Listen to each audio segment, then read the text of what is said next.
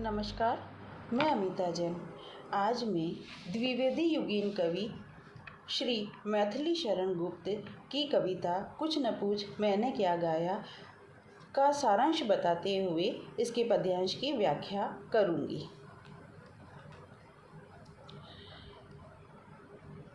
कविता में मैथिली शरण गुप्त का जो भाव प्रकट हुआ है वो ये है कि इस जीवन में मैंने क्या पाया और क्या गंवाया, इसका मेरे पास कोई हिसाब नहीं है। जैसे ईश्वर ने मुझे चलाया वैसे मैं चला हूँ, और इस संसार की भाग दौड़ में जैसे संसार ने मुझे चलाया या निर्देशित किया वैसा मैं करता रहा हूँ। लेकिन अब मुझे ऐसा लगता है कि ये जो संसार के पीछे मैं भाग रहा था, भौतिकता के पीछे मैं भाग रहा था, इस दुनिया के चक्कर में मैं भाग रहा था, वो एक मृग मरीचिका थी। और अब मैंने वो भागना छोड़ दिया है और मैं जीवन की वास्तविकता को समझ गया हूँ, संसार की वास्तविकता को समझ गया हूँ, ईश्वर की वास्तविकता का समझ गया हूँ।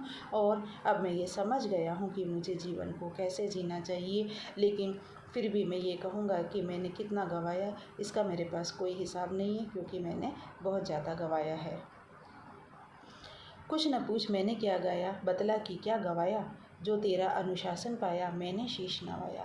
कि मुझसे कुछ मत पूछो कि मैंने क्या पाया, मैंने क्या गंवाया।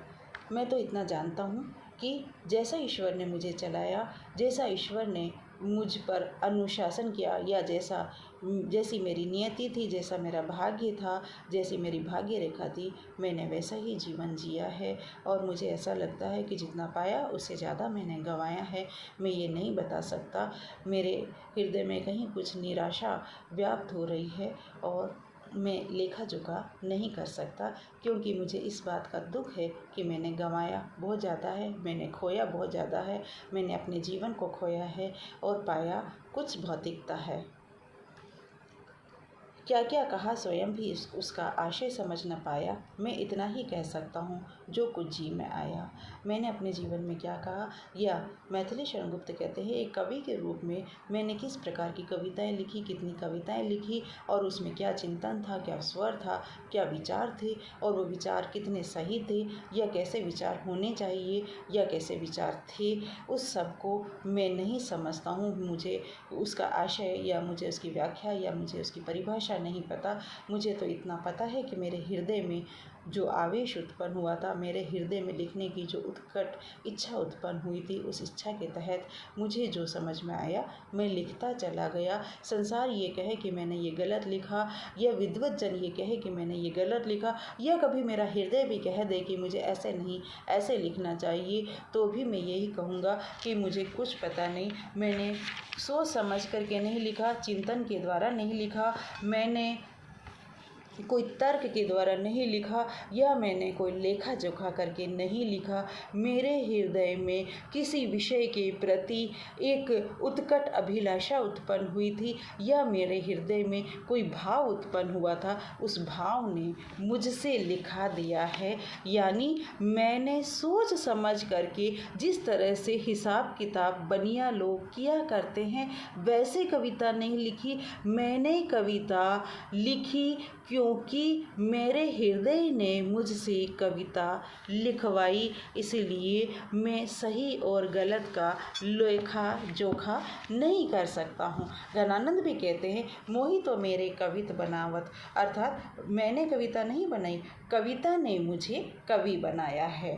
अब मैथिली शरण गुप्त कहते हैं दूर किए सब बाजे गाजे ढोंग का ढाया, हथ तंत्री का तार मिले तो स्वर हो सरस सवाया, और समझ जाऊं फिर मैं भी ये मैंने है गाया। अर्थात मैं भौतिकता की अंधी दौड़ में भागा चला जा रहा था, मैं सांसारिकता के पीछे भागा चला जा रहा था, मैं संसार में पद और यश और धन की लोभ में भागा चला जा रहा था। लेकिन अब इसकी वास्तविकता को समझ गया हूँ और इन गाजों बाजों को दूर मैंने कर दिया है। यह संसार के शोर को मैंने अपने आप से दूर कर दिया है, और अब मैं उस परमात्मा की ध्वनि के पीछे अपने आप को भगा रहा हूँ। अर्थात परमात्मा की ध्वनि से अब मैं प्रभावित हो रहा हूँ।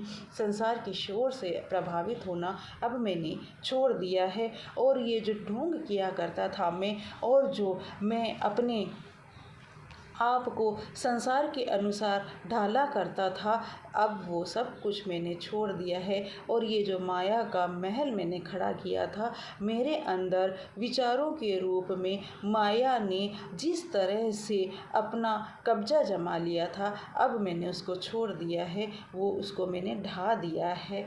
अब तो मेरे हृदय का तार जिससे मिलेगा, मेरे हृदय का स्वर जिससे मिलेगा या मेरा संप्रेषण जिससे होगा, तभी मैं कोई सरस गीत गाऊंगा। मैं अब किसी के लिए नहीं लिखूंगा, मैं अब किसी लोभ के लिए नहीं लिखूंगा, मैं अब वही लिखूंगा जिस को लिखने की प्रेरणा मुझे मेरे हृदय से प्राप्त होगी, और तभी मैं समझूंगा और समझ जाऊं फिर मैं भी यह मैंने है गाया, कि तभी मैं समझूंगा ये मैंने गाया है या कवि के रूप में मैथिली शरण गुप्त ने गाया है, या मेरे चिंतन ने अभिव्यक्ति पाई है, या मेरा जो वास्तविक रूप था वो कविता में ढला है, या जो मैं जिस बात के प्रति बहुत व्याकुल हुआ करता था उसी बात को मैंने कविता में स्वर दिया है।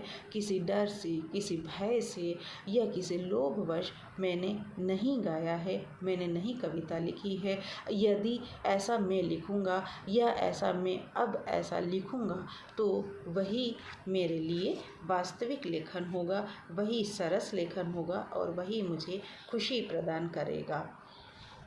हालांकि मैथिली शरण गुप्त ने ये कहा है कि उन्होंने जीवन में बहुत कुछ खोया है, सांसारिकता और भौतिकता की दौड़ ने उनसे जीवन के बहुत महत्वपूर्ण क्षणों को गंवाया है।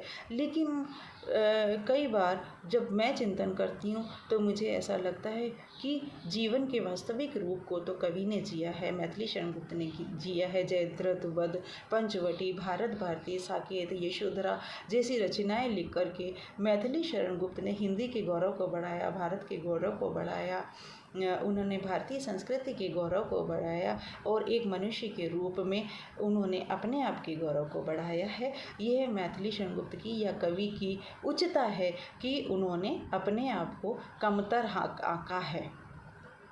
यही महत्वपूर्ण कवियों की विशेषता होती है। प्रस्तुत कविता में मैथिली शरण गुप्त की कहीं कुछ संसार के प्रति निराशा का भाव व्यक्त हुआ है, संसार की असारता को इन्होंने व्यक्त किया है, माया के प्रति भागने को इन्होंने गलत सिद्ध किया है, गलत बताया है। हालांकि अभिधा शैली में लिखी गई ये कविता है, लेकिन उनके चिंतन को प्रभावी रूप से व्यक्त करती है और यह कविता पूरी तरह से संप्रेषित होकर संसार की या माया की मरीचिका को पूरी तरह से व्यक्त करने में सफल हुई है।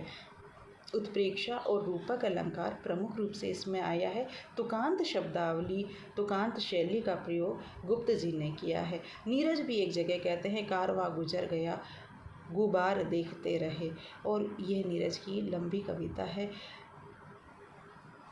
इस तरह से प्रस्तुत कविता के माध्यम से मैथिली शरण गुप्त ने संसार की नश्वरता को, संसार की असारता को, माया के गलत रूप को व्यक्त किया है और अपने हृदय से या अपने चिंतन से या बिना भय से लिखने को महत्वपूर्ण बताया है। धन्यवाद।